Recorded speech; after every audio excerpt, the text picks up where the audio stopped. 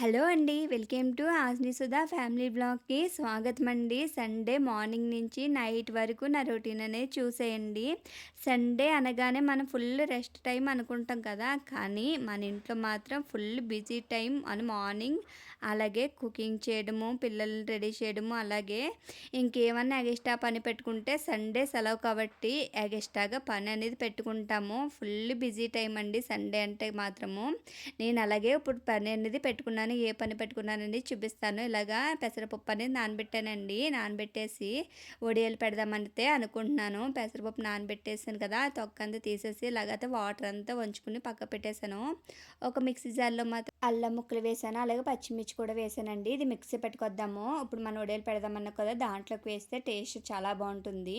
ఇలా అయితే కొంచెం వాటర్ వేసానండి. వాటర్ అసలు వేయకూడదు. కొంచెం అయితే వేసాను. ఎందుకంటే అవి మెత్తగా పేస్ట్ అవ్వాలి కాబట్టి. ఇలా పెసరపప్పు అనేది మనం కడుక్కొని అలాగే వాచుకున్నాం కదా! మొత్తం వాటర్ అనేది అస్సలు ఉండకూడదండి అందులోనే. అందుకు వాచుకున్న వాటర్ అంతా పోయింది కదా! వాటర్ పోయిన తర్వాత అయితే ఇప్పుడు గ్రైండర్‌లో అయితే వేసుకుంటున్నాను.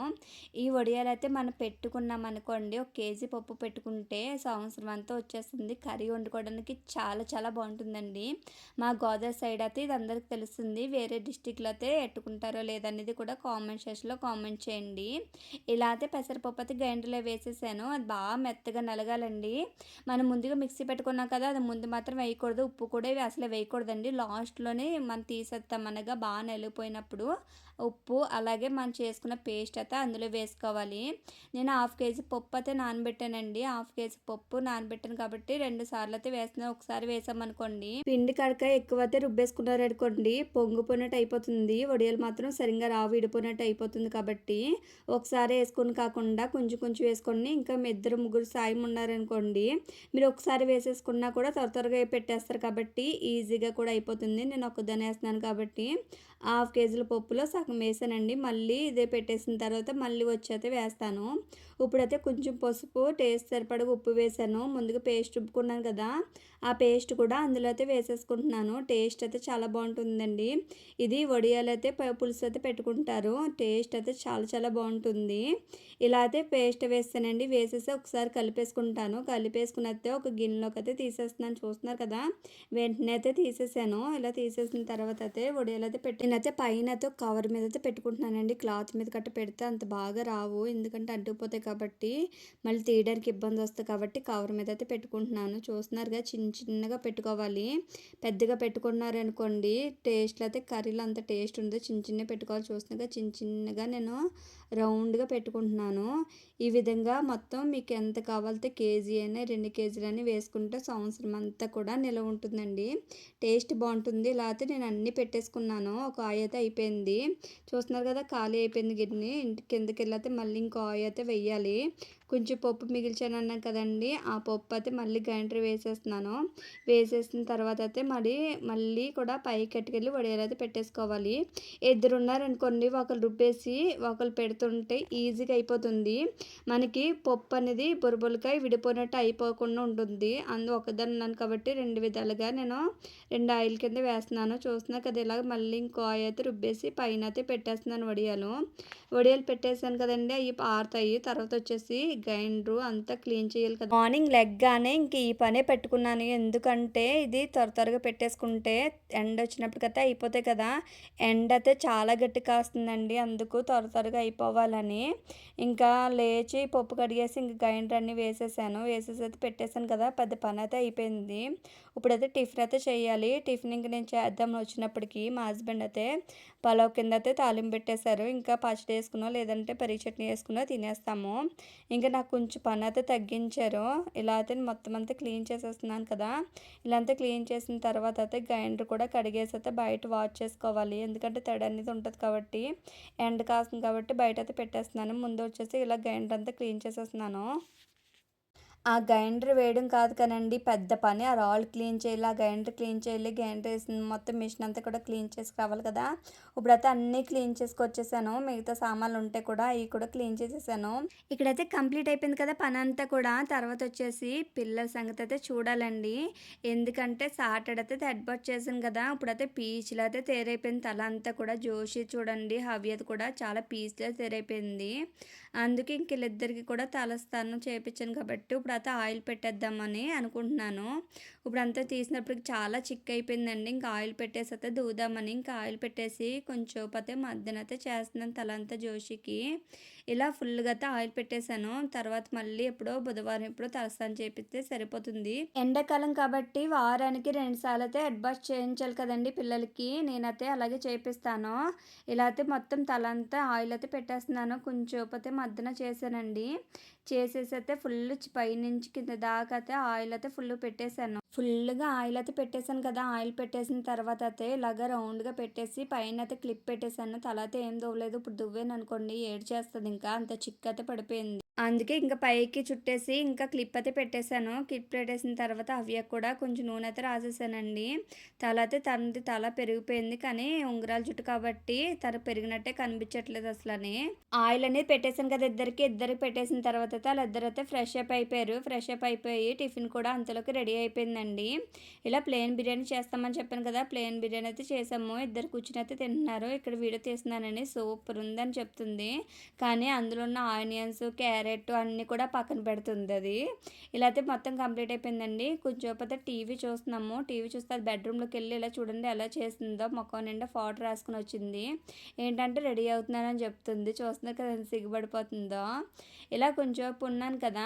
కొంచెం రెస్ట్ తీసుకున్న తర్వాత అయితే మళ్ళీ వంట డ్యూటీ అయితే మొదలెట్టాను. ఇప్పుడొచ్చేసి 11 అయిపోతుంది. త్వరగా అయితే రైస్ అయితే కడిగి పెట్టేస్తున్నాను. ఇప్పుడు కడిగేసాను కదా! రైస్‌లోకి అయితే వాటర్ వేసేసి స్టవ్ మీద అయితే పెట్టేస్తున్నానండి. పక్కన అన్నం ఉడుకుతుంది. తర్వాత వచ్చేసి కర్రీకి కావాల్సిన ఏర్పాట్లు కూడా రెడీ చేయాలి కదా! ఇంకోటి చెప్పడం మర్చిపోయానండి. మేమైతే సండే మటుకు నాన్ వెజ్ తినకూడదని అనుకుంటున్నాము. మేమంటే మేము కాదు. మా హస్బెండ్ అయితే తినకూడదని అనుకుంటున్నారండి. అందుకు ఆయన తినలేనప్పుడు మేమెందుకని ఇంక నాన్ వెజ్ అయితే సండే మటుకు వండట్లేదు. ఓన్లీ వెజ్జే వండుతున్నామండి. అందుకే ఇప్పుడు మిల్ మేకర్ ఉంటుంది కదండీ! మిల్ మేకర్ చిన్న చిన్న గుండు ఉంటుంది కదా! అదైతే తీసుకొచ్చామంట రిలయన్స్ మార్ట్‌లోని. అదైతే ఇప్పుడు కర్రీ అయితే వండుతున్నాను. టేస్ట్ అయితే చాలా బాగుంటుంది. మనకి నాన్ వెజ్‌కి టేస్ట్ కన్నా ఈ టేస్ట్ అయితే నాకు చాలా బాగా నచ్చుతుంది. చపాతీలోకైనా, రైస్‌లోకైనా దేంట్లోకైనా బాగుంటుంది. మిల్ మేకర్ గుండు తీసుకున్నాను కదండీ! అది వేడి నీటిలో వేసేసి కొంచెం వండేసేసిన తర్వాత నార్మల్ వాటర్‌తో కడిగేసుకుని అయితే ఇలా మొత్తం వాటర్ అంతా పిండుకుని అయితే పక్కకు పెట్టేసుకున్నాను. తర్వాత వచ్చేసి ఉల్లిపాయలు కోస్తున్నానండి. కోస్తున్నా కదా కొళ్ళు మండిపోతుందని ఇది కాదని ఒక మిక్సీ జార్ తీసుకుని మిక్సీ జార్‌లో అయితే వేసేస్తున్నాను. వేసేసి అయితే కచ్చాపిచ్చాగా అయితే మిక్సీ పెట్టేసాను. మిక్సీ పెట్టేసిన తర్వాత వచ్చేసి బాండీలోకి ఆయిల్ వేసి దాంట్లోకి మనం మిక్సీ పెట్టుకున్న ఆనియన్స్ కూడా వేసేసుకొని ఫ్రై చేసుకుంటున్నాను. ఓ పక్కన వచ్చేసి మసాలా పేస్ట్ అయితే చేసుకుంటున్నాను. ఇది వీక్లీ వన్స్ ఒకసారి చేసుకుంటానండి. ఒకసారి చేసుకున్నాకో వారం అంతా వచ్చేస్తుంది. అందుకు మొన్న చేసేదైతే అయిపోయింది.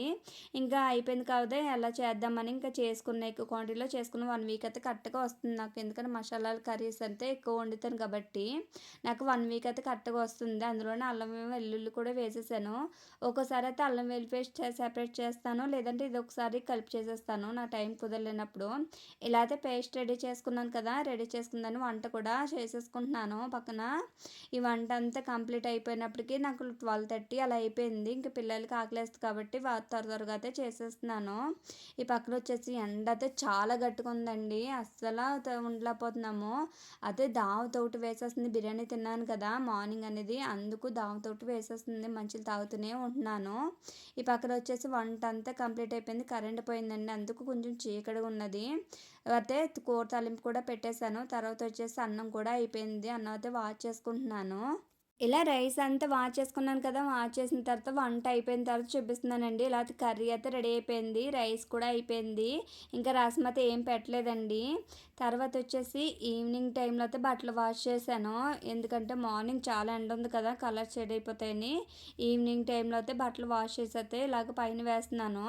మార్నింగ్ అనుకోండి మనకి ఎండ అయితే చాలా గట్టిగా వస్తుంది. ఏవైనా మంచి బట్టలైనా స్కూల్ యూనిఫామ్స్ అయినా కూడా కలర్ షేడ్ అవ్వకుండా అయితే ఉంటాయి. మార్నింగ్ పూటల కన్నా ఈవినింగ్ పూటలు అయితే ఉతుక్కుంటే చాలా మంచిది కదా ఎండాకాలం అన్నప్పుడు. ఇలా అయితే బట్టలన్నీ ఆరేసేసారు కదా! ఆరేసిన తర్వాత మార్నింగ్ పెట్టిన వడియాలు కూడా ఎండిపోయినాయండి. అసలు ఏం తీయకుండానే ఇలాగంటే కవర్ అనేది ఈజీగా వచ్చేస్తున్నాయి. మొత్తం విడిపోయినట్టు అయిపోయింది. ఎండ కూడా చాలా గట్టిగా కాసింది కదా! ఇంకా రెండో రోజు కూడా ఎండబెట్టిన అవసరం లేదు. అంత ముందు రోజైతే వడియాలు పెట్టానండి. అవి కూడా ఆరిపోయినాయి. 2 రోజులు ఎండబెట్టానవి. ఎందుకంటే తడిగా ఉంటాయి కదా కింద పైన. అందుకు కొంచెం తడిగా ఉన్నాయని ఆరబెట్టాను. ఇప్పుడైతే ఇవన్నీ తీసుకెళ్ళైతే కిందకి వెళ్ళిపోతున్నాను. కిందకి వెళ్ళిపోయాక చూపిస్తానండి. ఈ ముందు రోజైతే పెట్టినవి అంతకుముందు పెట్టినవి కూడా ఉన్నాయండి. ఇవి కూడా చూపిస్తాను మీకు. ఇవి వచ్చేసి ఉప్మా రవ్వతో అయితే పెట్టానండి. ఇవి వచ్చి ఇప్పుడు వీడియోలో చూపించాను కదా మీకు పెసరపప్పుతో అయితే పెట్టాను కదా! ఇది కూడా సాయిపప్పుతో మాత్రం పెట్టుకోకూడదండి. ఓన్లీ తొక్కపప్పు ఉంటది కదా! తొక్కపప్పు నానబెట్టి తోటే పెట్టుకోవాలి. సాయిపప్పుతో పెట్టుకున్నారనుకోండి గట్టిగా వచ్చేస్తాయి. లేకపోతే గుల్లగొచ్చి చూడు ఎంత బాగా గుల్లగొచ్చినాయో. ఇవి టేస్ట్ అయితే చాలా బాగుంటాయండి. మీరు చేసుకుంటే కనుక కామెంట్ సెక్షన్‌లో కామెంట్ చేయండి. ఇలా అయితే ముందు రోజు వడియాలు పెట్టాను అన్నాను కదండీ! ఇలా ఉన్నాయి. అవి జంతికలతో పెట్టాను కవర్ తోటి. టేస్ట్ అయితే చాలా బాగా వచ్చినాయి. ఇవి కూడా సెపరేట్ కలిసిపోతాయి కాబట్టి కవర్లో అయితే పెట్టాను. కవర్లో పెట్టేసి 2 ఒక దాంట్లో అయితే పెట్టేసుకున్నాను ఇంకా. ఒకసారి అన్నీ కలిపేసాననుకోండి అన్నీ మిక్స్ అయిపోతాయని సెపరేట్‌గా అయితే పెట్టేసుకున్నాను. తర్వాత వచ్చేసి ముందు రోజు 2 రోజులు బట్టలు తిని మాత్రం అలాగే కుర్చీలో పెట్టానండి. ఇంకా అవైతే మడత పెడుతున్నాను. ఈ మడత పెట్టడమే పెద్ద తలకాయ నొప్పి. ఇంకా అలా కాదు కోటు మడత పెట్టడం, కబోర్డ్‌లో పెట్టడం ఇంకా అలాగైతే అన్నీ కూడా మడత పెట్టేశానండి. ఈ వ్లాగ్ అనేది ఇంతటి వరకు చూసారంటే ఈ వ్లాగ్ అనేది మీకు నచ్చిందే కదండీ! నచ్చితే కనుక సబ్స్క్రైబ్ చేసి లైక్ చేయండి. మీ ఫ్రెండ్స్‌కి, మీ ఫ్యామిలీ మెంబర్స్‌కి అలాగే షేర్ చేయండి. కామెంట్ చేయడం మాత్రం మర్చిపోకండి. థ్యాంక్ యూ అండి. Thank you for watching. Bye.